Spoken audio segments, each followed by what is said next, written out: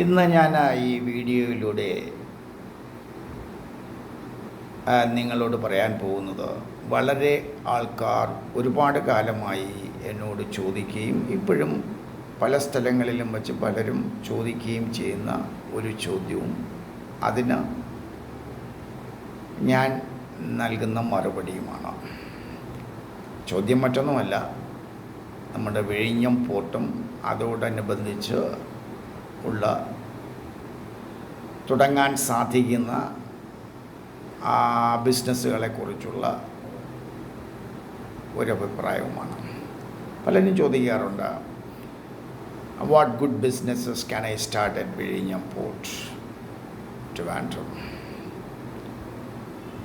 അപ്പോൾ അവരോട് എനിക്ക് പറയാനുള്ളത്, അവരോട് മാത്രമല്ല ഈ വീഡിയോ കാണുന്ന എല്ലാവരോടും എനിക്ക് പറയാനുള്ളത്, കേരളത്തിനും ഇന്ത്യക്കകത്തും പുറത്തും ആരൊക്കെ ഈ വീഡിയോ കാണുന്നുണ്ടോ അവരോട് എല്ലാവരോടുമായാണ് എൻ്റെ ഈ മറുപടി.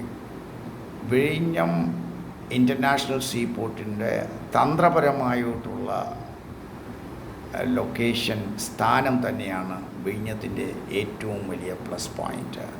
അതെന്താണെന്നൊന്നും ഞാൻ ഇപ്പോൾ പറയുന്നില്ല. അപ്പോൾ സമുദ്ര പ്രവർത്തനങ്ങൾ അല്ലെങ്കിൽ സമുദ്രവുമായിട്ട് ബന്ധപ്പെട്ട പ്രവർത്തനങ്ങൾ നടത്തുന്നതിന് ഒക്കെ അനുയോജ്യമായിട്ടുള്ള ഒരു സ്ഥലം തന്നെയാണ് വിഴിഞ്ഞം എന്നുള്ളതിൽ അതൊരു സംശയവുമില്ല. ലോജിസ്റ്റിക്സ് അല്ലെങ്കിൽ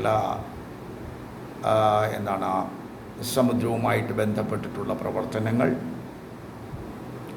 അല്ലെങ്കിൽ സമുദ്രോൽപ്പന്ന സംസ്കരണം, അതുപോലെ ടൂറിസം മുതലായ രംഗങ്ങളിലൊക്കെ നിങ്ങളാൽ കഴിയുന്ന രീതിയിലുള്ള സംരംഭങ്ങൾ അല്ലെങ്കിൽ ബിസിനസ്സുകൾ തുടങ്ങാൻ കഴിയും എന്നുള്ളതാണ് എൻ്റെ അഭിപ്രായം. പിന്നെ ഓരോരുത്തരുടെ സാമ്പത്തിക സ്ഥിതി അനുസരിച്ചിരിക്കും മറീൻ എഞ്ചിനീയറിങ്, കപ്പൽ നിർമ്മാണ ബിസിനസ് എന്നൊക്കെ പറയുമ്പോൾ അതൊക്കെ ഹ്യൂജ് ഇൻവെസ്റ്റ്മെൻ്റ് ആവശ്യമായിട്ട് വരുന്നതാണ്. അത് അദാനി അംബാനിയൊക്കെ പോലെയുള്ളവർക്ക് മാത്രം ചിന്തിക്കാൻ കഴിയുന്നതാണ്. സാധാരണ ഒരു ബിസിനസ്സുകാരനെ സംബന്ധിച്ചിടത്തോളം അത് ചിന്തിക്കാൻ പോലും കഴിയുന്നതല്ല. പക്ഷേ ഈ മറീൻ എഞ്ചിനീയറിങ്, ഷിപ്പ് ബിൽഡിംഗ് അല്ലെങ്കിൽ കപ്പൽ നിർമ്മാണ ബിസിനസ്സിനെ കുറിച്ചൊക്കെ അദാനി പ്ലാൻ ചെയ്തു, സെൻട്രൽ ഗവൺമെൻറ്റുമായിട്ട് ചർച്ചകൾ നടത്തുന്നു. അദാനി തന്നെ അത് തുടങ്ങാൻ സാധ്യതയുണ്ടെന്നാണ് പുറത്തു വരുന്ന റിപ്പോർട്ടുകൾ. കാരണം കൊച്ചി കപ്പൽ നിർമ്മാണശാലയ്ക്ക് യാതൊരുവിധ ഭീഷണിയുമാകാത്ത രീതിയിൽ തിരുവനന്തപുരത്ത് ഇതുപോലെ കപ്പൽ നിർമ്മാണ ബിസിനസ് ആരംഭിക്കുന്നതിനെക്കുറിച്ച് ഗൗരവമായി അദാനി ആലോചിക്കുന്നുണ്ട്. അവർ ഗൗരവമായി ആലോചിക്കുക എന്ന് പറഞ്ഞു കഴിഞ്ഞാൽ അവരെല്ലാം തുടങ്ങാനായിട്ട് തീരുമാനിച്ചു എന്ന് തന്നെയാണ്. അവർക്ക് നമ്മളൊന്ന് ആലോചിക്കുമ്പോഴത്തേക്ക് നമ്മൾ ആലോചിച്ച് പിന്നെ കുറേ കഴിഞ്ഞ് ഇതിൻ്റെ പൈസ കണ്ടെത്തുക, മറ്റുള്ള മാർഗ്ഗങ്ങളൊക്കെ നോക്കും. ബാങ്ക് ലോണും അവർക്ക് അങ്ങനെയൊന്നുമില്ല. അതിന് ബാങ്ക് ലോണിൻ്റെ ഒന്നും ആവശ്യമില്ല. അവർക്കൊന്ന് തീരുമാനിച്ചു കഴിഞ്ഞാൽ അവർക്ക് നടത്താം. അപ്പോൾ അതൊന്നും നമ്മൾ സാധാരണക്കാരെ സംബന്ധിച്ച് നടക്കുന്ന കാര്യങ്ങളല്ല. അപ്പോൾ ഞാൻ മുന്നേ പറഞ്ഞ ഈ സമുദ്രോൽപ്പന്ന സംസ്കരണം, ലോജിസ്റ്റിക്സ് അല്ലെങ്കിൽ സമുദ്രവുമായിട്ട് ബന്ധപ്പെട്ടിട്ടുള്ള എന്ത് പ്രവർത്തനങ്ങളും അങ്ങനെയുള്ള ബിസിനസ്സും ഒക്കെ ആയിട്ട്, പിന്നെ ടൂറിസം എന്താണ് ടൂറിസം എന്ന് ചോദിച്ചാൽ ഇവിടെ കണ്ടെയ്നർ ഷിപ്പുകൾ മാത്രമല്ല ഇനി വരാൻ പോകുന്നത്, ക്രൂസ് ഷിപ്പുകൾ വരും. ഇപ്പോൾ ഇന്ത്യയിൽ പോലും പ്രവേശിക്കാത്ത, നമ്മുടെ വാട്ടേഴ്സിൽ നമ്മുടെ കടലിലൊന്നും പ്രവേശിക്കാതെ സിംഗപ്പൂരിൽ അല്ലെങ്കിൽ ദുബായിലും ഒക്കെ ടച്ച് ചെയ്ത്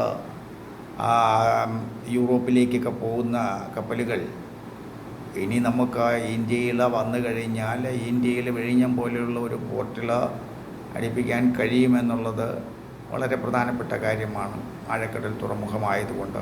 അപ്പോൾ അങ്ങനെയുള്ളവരിവിടെ വന്നു കഴിഞ്ഞാൽ, അവരിവിടെ ഇറങ്ങിക്കഴിഞ്ഞാൽ ചിലപ്പോൾ 1 മാസവും 1.5 മാസവും ഒക്കെ ഈ സംസ്ഥാനത്തുടനീളം അവർ സഞ്ചരിക്കുകയും അവർ മറ്റു പല കാഴ്ചകൾ കാണാൻ ആഗ്രഹിക്കുകയും ഒക്കെ ചെയ്യുന്നവരാണ്. അതോടുകൂടി നമ്മുടെ ഇവിടുത്തെ വ്യവസായങ്ങളും നമ്മുടെ ബിസിനസ്സുകാരുടെ ബിസിനസ് വർദ്ധിപ്പിക്കും. അല്ലെങ്കിൽ മറ്റ് ടൂറിസ്റ്റ് സ്പോട്ടുകൾ കൂടുതൽ ഡെവലപ്പ് ചെയ്യപ്പെടും. ഹോട്ടൽ ഇൻഡസ്ട്രി അല്ലെങ്കിൽ അതുപോലെ ടൂർ ഓപ്പറേറ്റേഴ്സ്, അനുബന്ധ ബിസിനസ്സുകൾ നടത്തുന്നവർക്കെല്ലാം അത് ഉപകാരപ്രദമാവും. അപ്പോൾ അങ്ങനെയുള്ള ബിസിനസ്സിനെ കുറിച്ചും ടൂറിസം റിലേറ്റഡ് ആയിട്ടുള്ള ബിസിനസ്സിനെ കുറിച്ചും ചിന്തിക്കാവുന്നതാണ്. അപ്പോൾ ഏതൊരു കാര്യം ചിന്തിക്കുന്നതിന് മുന്നേ നമുക്ക് വളരെ മുന്നേ നമ്മൾ തയ്യാറെടുക്കേണ്ടതുണ്ട്. അതിൻ്റെ കാരണമെന്ന് പറഞ്ഞു കഴിഞ്ഞാൽ നമ്മളൊരു ഫീസിബിലിറ്റി സ്റ്റഡി അല്ലെങ്കിൽ ഒരു സാധ്യതാ പഠനം നമ്മൾ നടത്തണം. ഇവിടെ എന്താണ് ശരിക്കും നടക്കുക, അപ്പോൾ സർക്കാർ സംരംഭങ്ങളെക്കുറിച്ചും അല്ലെങ്കിൽ ഇവിടെയുള്ള അടിസ്ഥാന സൗകര്യങ്ങളെക്കുറിച്ചും ഒക്കെ നല്ലൊരു ബോധം തുടങ്ങുന്നതിന് മുമ്പ് നമുക്ക് ഉണ്ടായിരിക്കണം. ഇങ്ങനെയൊക്കെ വളരെ ബുദ്ധിപൂർവ്വം ഇടപെട്ട് കഴിഞ്ഞാൽ ഒരുപാട് ബിസിനസ്സുകൾ സ്റ്റാർട്ട് ചെയ്യാൻ കഴിയുന്ന ഒരു സ്ഥലം തന്നെയാണ് വിഴിഞ്ഞവും തിരുവനന്തപുരവും. കേരളം മൊത്തത്തിലും ഒരു ഫ്രണ്ട്ലി ആയിട്ടുള്ള അറ്റ്മോസ്ഫിയർ തന്നെയാണ്, ഒരു ബിസിനസ് ഫ്രണ്ട്ലി അറ്റ്മോസ്ഫിയർ ഉണ്ടാകാൻ പോവുകയാണ്. അപ്പോൾ അത് മാക്സിമം നമ്മൾ ഉപയോഗപ്പെടുത്തുക. ഇപ്പോൾ തന്നെ പല മലയാളികളും ലോകത്തിൻ്റെ പല ഭാഗങ്ങളിൽ നിന്നും ചില വീഡിയോയിൽ നിന്ന് എനിക്കറിയാൻ കഴിഞ്ഞതാണ് എന്ത് സ്റ്റാർട്ട് ചെയ്യാൻ പറ്റും, അവർക്ക് ഇത്ര സ്ഥലമുണ്ട്, ആ സ്ഥലം ഫ്രീ ആയിട്ട് അവർ ഷെയർ ചെയ്യുക, അവരും കൂടെ ഒരു ജോയിൻറ്റ് വെഞ്ചറായിട്ട് അവർക്ക് നീണ്ട കാലത്തെ മറ്റ് പല എക്സ്പോർട്ടിങ്ങിലും ഒക്കെ പരിചയമുള്ളവരാണ്.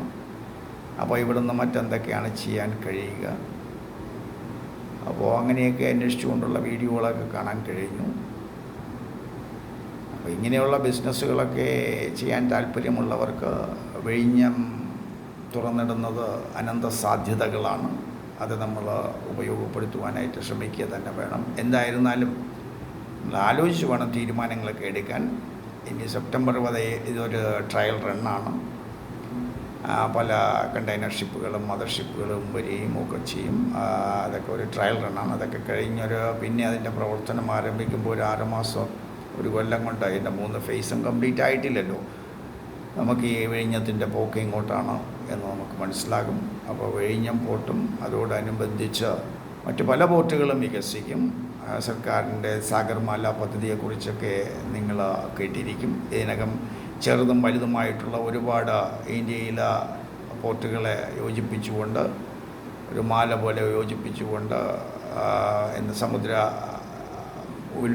ഉൽപ്പന്നങ്ങളുടെ അല്ലെങ്കിൽ ചരക്ക് നീക്കം ത്വരിതപ്പെടുത്തുവാനും അതുപോലെ വർദ്ധിപ്പിക്കുവാനും ഒക്കെ സർക്കാർ പ്ലാൻ ചെയ്യുന്നുണ്ട്. ചെറിയ പോർട്ടുകളും വലിയ പുതിയ തുറമുഖങ്ങൾ പലതും ആരംഭിക്കുന്നു. എന്തായിരുന്നാലും നല്ലൊരു ദിശയിലേക്കാണ് കാര്യങ്ങളെല്ലാം നീങ്ങുന്നത് എന്ന് നമുക്ക് മനസ്സിലാക്കുന്നു. Moving in the right direction.